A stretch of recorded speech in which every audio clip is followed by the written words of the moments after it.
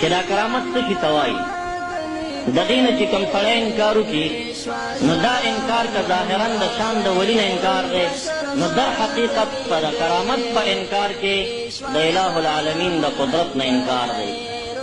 رب ذوالجلال داسې ذات دی چې دا په دنیا کې څه کارونه د عادت او د سبب موافق کوي او څه کارونه د عادت او د سبب په خلاف باندې کوي.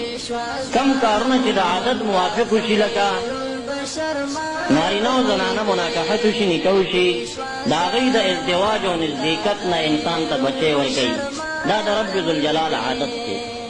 اوبه دروند څیز ډوبئ، دا عادت د باري تعالی په دې جاري دی. اوره انسان او اوچ او لوند څیز سوځئ، دا عادت د باري تعالی په دې باندې جاري دی. اله العالمین ډېر کارونه د دې خپل عادت موافق کوي. که ته اوبو ته ودانګې نو تا به ډوب کړي، که ته اور ته لاس یوسې نو تا به وسوځئ، که ستا چېرته بیبي نه وي نو بچی به در نه کړي. اگر که اله په دې قادر دی چې بغیر د بیبي نه بچی ورکولی شي، خو عادت د اله دا دی چې یو ځل به نکاح کوي، اسباب به جوړېږي نو بیا به بچی درکوي. صحیح شوه؟ دا عادات د خدای تعالی دي.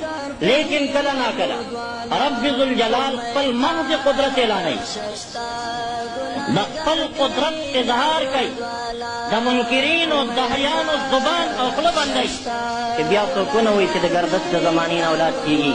نو دا یې څه وکړل؟ یو شخص پیدا که چې د هغه نه پلارو نه مورو، هغه څوک؟ آدم علیه السلام. پلار نشته، مور نشته، اله په خپل قدرت پیدا کړه. بیبي حوا رضی الله تعالی عنها پیدا کړه، پلار موجود دی، مور نشته. حضرت عیسی علیه السلام پیدا کړه، مور بیبي موجوده ده، پلار نشته. اله داسې هم کولی شي چې بغیر د موره یوازې پلار وي بچی ورکړي حوا بیبي. اله داسې هم کولی شي چې بغیر د پلاره یوازې مور ته بچی ورکړي، مریم بیبي ته عیسی علیه السلام ورکړه. اله په دې قادر دی چې بغیر د مور او د پلار نه یو څوک پیدا کړي. آدم علیه السلام پیدا کړه، لیکن عادت یې دا دی چې داسې نه کوي، کله ناکله قدرت داسې ښکاره کوي. پوه شو په دې؟ اوس هغه کارونه چې د عادت او د عقل موافق راشي هغې ته کرامت او معجزه نه شوي دي. کم کارونه چې د عادت د خدای تعالی په خلاف باندې راشي، د عقل په خلاف باندې راشي، هغه کارونو ته به ګورئ چې دا کار د چا نه ښکاره شه.